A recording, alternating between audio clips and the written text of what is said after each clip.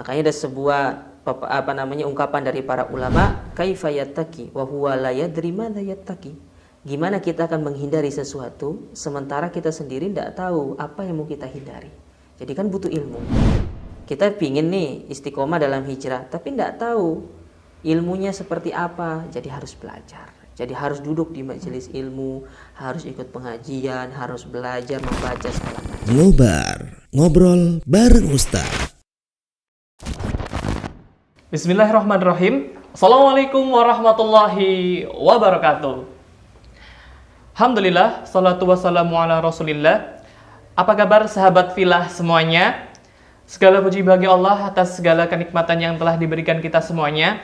Kita kembali berjumpa di acara terbaru kita dari Pacitan Hijrah. Kita coba menyegarkan kembali nih dengan suasana dengan membuat sebuah program baru, yaitu program obrolan santai dan interaktif pastinya bersama guru-guru kita insya Allah, yang nantinya kita akan membahas seputar hijrah, seputar kehidupan kita, dan pastinya seputar agama yang akan dibahas secara santai dan pastinya ringan dan penuh manfaat dan faedah.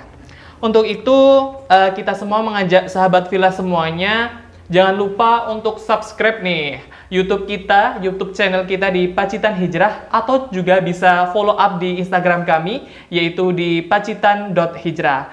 Nah, baik sahabat filah semuanya, di sini alhamdulillah kita sudah hadir guru kita bersama kita semuanya nih. Assalamualaikum Ustadz. Waalaikumsalam warahmatullahi wabarakatuh. Alhamdulillah kita sudah kehadiran guru kita, yaitu Ustadz Gema Ilhami hafizullah ta'ala. Insyaallah kita akan membahas tentang seputar hijrah nih Ustadz. Masalah tentang fenomena hijrah anak muda sekarang ini Ustadz. Nah, yang lagi booming sekarang. Nah, benar sekali nih Ustadz. Jadi kan anak-anak muda ini sudah mulai belajar agama nih Ustadz. Sudah pelan-pelan, udah mulai meninggalkan kebiasaan buruknya, mulai belajar agama nih. Apa contohnya kebiasaan buruk itu? Kebiasaan buruknya ya contohnya dulunya nongkrong-nongkrong gitu Ustadz, sekarang sudah nongkrongnya di masjid gitu. Berarti Ustadz nggak boleh nongkrong berarti? Ya bukan gitu maksudnya Ustadz, nongkrong-nongkrongnya yang nggak baik gitu Ustadz gitu, ya. Nah, dan pastinya kan kita kalau untuk hijrah itu pastinya butuh ilmu nih Ustadz ya. Nah, jadi itu makna hijrah dan hakikat hijrah sesungguhnya itu seperti apa Ustadz? Baik. Alhamdulillah wassalatu wassalamu ala rasulillah amma ba'd. Ya, kaitan dengan hijrah ya.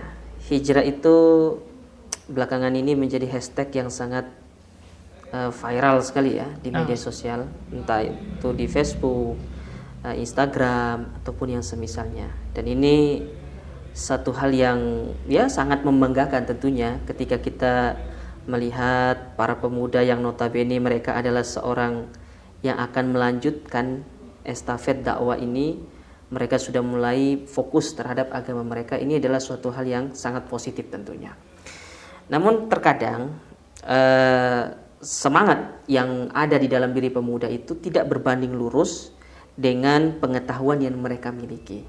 Nah, makanya kaidah dalam agama kita itu kan seperti yang disebutkan oleh Imam Al-Bukhari itu al-ilmu qoblal qauli wal amal. Ilmu dulu, baru berucap, baru dilakoni. Ya, kurang lebih seperti itulah bahasanya orang sini ya. Jadi harus tahu dulu ya. Kenapa harus ngerti? Kadang orang itu kenapa dia stuck dalam satu proses hijrah? Karena dia tidak ngerti tentang hijrah itu sendiri. Nah, supaya kita lebih benar-benar memahami tentang hijrah itu, kita harus ngerti hijrah itu apa sih? Dan itu sudah dijelaskan oleh para ulama. Misalkan nih, apa yang dibawakan oleh para ulama secara bahasa, hijrah itu artinya at-tarku, meninggalkan. Ya, jadi ada orang tidak suka pedas, kemudian dia meninggalkan makan lombok, berarti itu namanya hijrah secara bahasa. Ya, sampai di sini tuh sih hijrah secara bahasa. Sedangkan hijrah secara istilah, maka ini sebenarnya banyak ya dari kalangan para ulama, baik ulama mutaqaddimin yang terdahulu ataupun ulama mutaakhirin yang belakangan ini. Tapi saya pribadi lebih senang kepada pembagian hijrah yang dibawakan oleh Imam Ibnu Qayyim. Ibnu Qayyim itu membagi hijrah itu menjadi dua. Ya, yang pertama ada disebut dengan hijrah secara hissi. Apa itu hijrah secara hissi? Hijrah secara fisik. Ya, yang tampak nanti baik itu dari pakaian, tempat tinggal, ya kemudian kebiasaan-kebiasaan yang ada di dalam diri seorang itu dan yang kedua yaitu hijrah secara maknawi. Apa itu hijrah secara maknawi? Hijrah secara hati. Nah, orang terkadang itu ya, dia hanya berhenti pada hijrah secara hisi, penampilan ya, aja, dari yang tadinya tidak berjilbab jadinya berjilbab gitu ya. Ya, dari tadinya itu dia pakaiannya tidak jenggotan, sekarang jenggotan. Kita katakan itu bagus. Ini adalah suatu hal yang sangat luar biasa, diapresiasi kepada teman-teman yang sudah mulai untuk mau berhijrah. Tapi terkadang ya mereka lupa ada hijrah yang harusnya lebih diperhatikan oleh mereka. Apa itu? Hijrah secara hati. Apa sih maksudnya hijrah hati itu? Yang dahulunya ini hati kita itu kita pautkan kepada selain Allah, mulailah kita pautkan kepada Allah. Yang tadinya hijrah itu hanya berharap pada manusia, sekarang gimana nih? Ya benar-benar kita itu berharap hanya kepada manusia. Ini penjelasan hijrah yang disebutkan oleh Imam Ibnu Qayyim, yang saya secara pribadi lebih melihat hijrah ini pembagian hijrah ini sangat luar biasa. Yaitu kurang lebih pengertian dari hijrah. Nah, jadi tadi sudah dijelaskan bahwasanya hijrah itu ada dua. Pertama, hijrah secara hissi, secara penampilan saja ya Ustadz, ya, yang awalnya itu nggak berhijab jadi hijab. Tapi kan kita juga tidak mencukupkan hanya secara fisik aja nih Ustadz. Ya, kita juga tadi Ustadz bilang bahwasanya juga kita itu harus hatinya juga ikut terpaut kepada Allah. Jadi hijrahnya itu nggak hanya sebatas penampilan saja, tapi secara akidah, secara manhaj, juga. Ya, secara pemikiran itu penting. Nah, Ustaz. Nah, selain itu juga Ustadz, bahwasanya apa sih sebenarnya tujuan dari hijrah itu? Apakah ada korelasinya nih dengan tujuan kita diciptakan di dunia ini gitu? Ya, kalau dibilang apakah hijrah itu ada tujuannya dengan apakah ada korelasi antara hijrah dengan tujuan kita diciptakan? Jawabannya tentu ada, ya. Kita diciptakan sama Allah Ta'ala untuk kita ibadah. Nah, orang hijrah itu kan orang yang tadinya tidak ibadah, dia menuju ibadah. Tadinya tidak sholat, dia hijrah, jadi menjadi orang yang rajin sholat. Tadinya orang itu adalah orang yang sangat meremehkan masalah hal-hal yang diharamkan. Sekarang hijrah nih, dia adalah orang yang sangat jaga diri, ya, dari hal yang diharamkan, segala macam, dia bla bla bla bla gitu kan. Tadi orangnya itu adalah orang yang tidak menghormati orang tuanya, ya, dia hijrah jadi orang yang berbakti sama kedua orang tuanya. Jadi kalau ditanya apakah ada korelasinya, jawabannya korelasinya sangat erat sekali. Karena hijrah itu sendiri itu merupakan tujuan kita diciptakan oleh Allah Ta'ala. Ya, Allah ketika mengutus Nabi, ya, di atas muka bumi ini tujuannya apa? Untuk menghijrahkan manusia yang tadinya sebagai budak kepada manusia menjadi budak kepada Allah Subhanahu wa Ta'ala. Ya, itu yang disebutkan oleh para ulama terutama di dalam pembahasan masalah sirah, tentunya ketika menjelaskan tentang masalah itu. Ya. Jadi kalau jawabannya, kalau ditanya apakah ada kaitannya? Sangat erat kaitannya. Sangat erat sekali. Sangat erat sekali. Dan itu tidak bisa dibedakan antara hijrah dengan ibadah kepada Allah Subhanahu wa Ta'ala. Jadi hubungannya itu sangat erat sekali antara hijrah itu sendiri dengan kita diciptakan oleh Allah itu untuk beribadah kepada Allah Subhanahu wa Ta'ala. Nah, sedangkan hukum hijrah itu sendiri itu gimana Ustaz? Maksudnya apakah kita itu sebagai kan anak-anak muda nih, apakah yang awalnya kita itu dengan hal-hal yang buruk terus menjadi hal yang baik? Nah, hukum hijrah sendiri untuk kita itu bagaimanakah Ustaz itu? Kalau ditanya masalah hukum, maka hukum hijrah itu tergantung kondisi dari orang tersebut. Kalau dia adalah orang yang taat kepada Allah Ta'ala, maka dia tidak berlaku hijrah di situ. Dia berlakunya istiqomah. Ya, tapi kalau dia adalah orang yang bermaksiat sama Allah, maka hukum yang diterapkan sama dia berkaitan dengan hijrah, hukumnya wajib.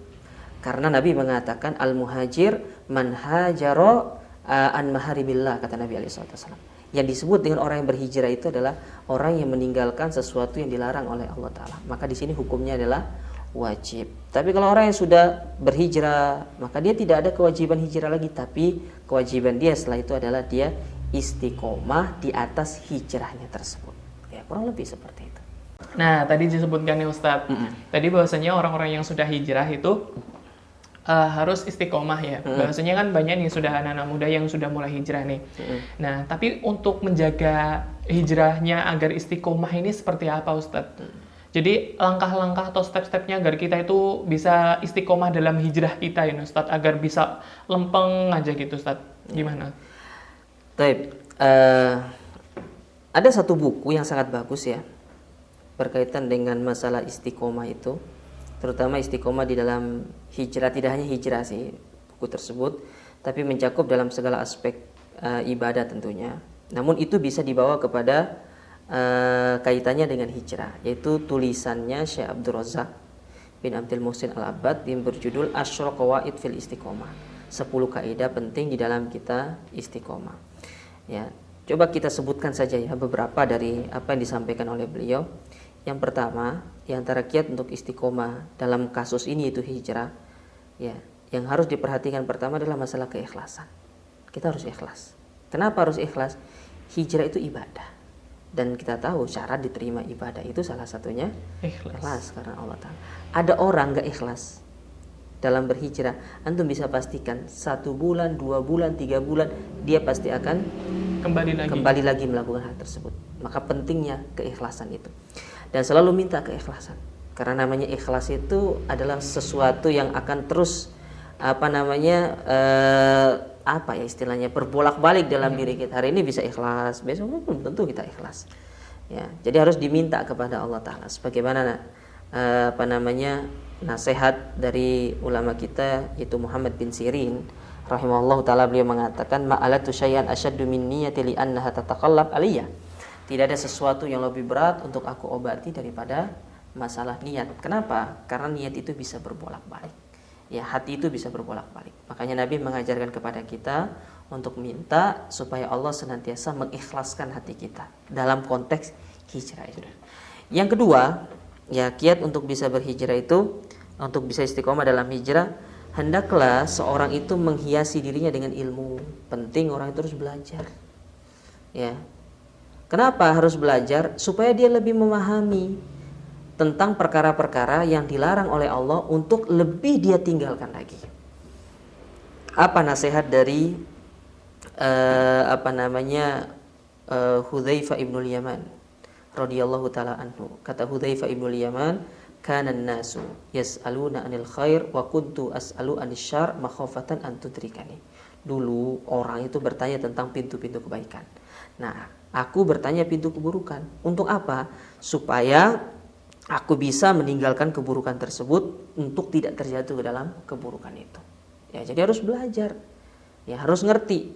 Makanya ada sebuah ungkapan dari para ulama, ya, kaifa yattaqi wa huwa la yadri madza yattaqi. Gimana kita akan menghindari sesuatu sementara kita sendiri tidak tahu apa yang mau kita hindari. Jadi kan butuh ilmu. Ya. Kita pingin nih istiqomah dalam hijrah, tapi tidak tahu ilmunya seperti apa, jadi harus belajar. Jadi harus duduk di majelis ilmu, harus ikut pengajian, harus belajar, membaca segala macam. Itu yang kedua. Yang ketiga, kiat untuk bisa istiqomah itu adalah dengan memilih teman yang baik, komunitas yang baik. Kata para ulama kita, at-tuyuru ala ashkaliha taqo. Burung itu hinggap sesama jenisnya. Antum pernah lihat burung kan? Ada burung kecil hinggap sama burung yang besar. Kira-kira burung kecil itu dimakan atau enggak? Kurang lebih seperti itu, ya. Dan teman itu memiliki memiliki peran di dalam menjadikan seorang itu istiqomah atau tidak di dalam berhijrah. Makanya cari teman yang baik. Nabi memperumpamakan apa? Teman baik itu seperti penjual minyak wangi, sedangkan teman buruk itu seperti pandai besi. Ya, masalul jalisis soleh wal jalisis su kahamilil miski wa nafihi. Insyaallah antum hafal hadisnya.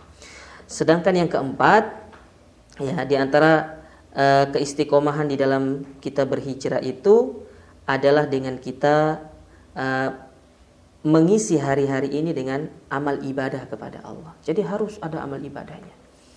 Ya, kita harus isi hari kita, biasakan diri kita untuk beribadah. Paksa, ibadah itu harus dipaksa, tidak bisa tidak dipaksa. Ya, tetap harus ada yang namanya paksaan. Ya. Mau istiqomah dalam sholat malam, harus terbiasa bangun sholat malam. Ya, mungkin hari pertama agak sakit, hari kedua juga. Nanti kalau sudah ketiga, keempat, kelima, insya Allah akan lebih mudah. Begitupun di dalam masalah kita berhijrah. Sedangkan yang kelima ini penting, yaitu dengan kita berdoa kepada Allah. Ya, sekuat apapun usaha manusia ya, kalau mereka tidak berdoa sama Allah, Allah tidak akan bantu.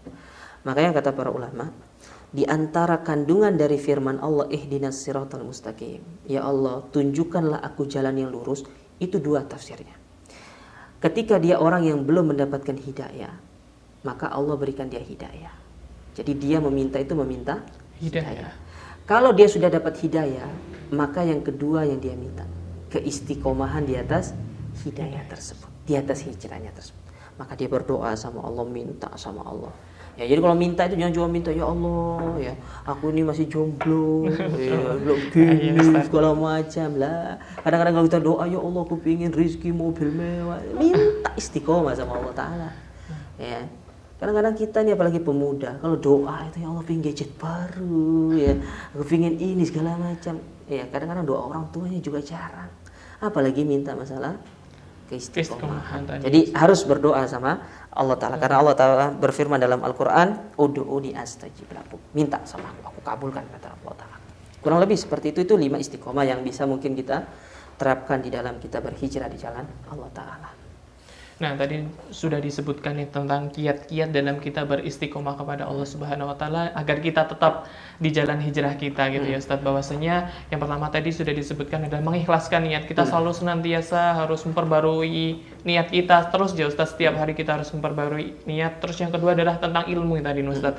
Nah, tadi tentang kita ngomongin tentang ilmu nih Ustaz. Nah, gimana sih langkah-langkah kita ini ketika kita baru-baru awal hijrah nih? Pastinya kan kita semangat-semangatnya nih Ustadz, kita duduk di majelis ilmu ini, majelis ilmu yang ini. Nah, kita masih rancu nih Ustadz. Nah, itu bagaimana sih kiat-kiat kita dalam menuntut ilmu ketika kita masa-masa di awal hijrah? Episode selanjutnya, insya Allah. Penting nggak sih Ustadz seorang guru atau Ustadz itu bagi untuk kualitas hijrah kita?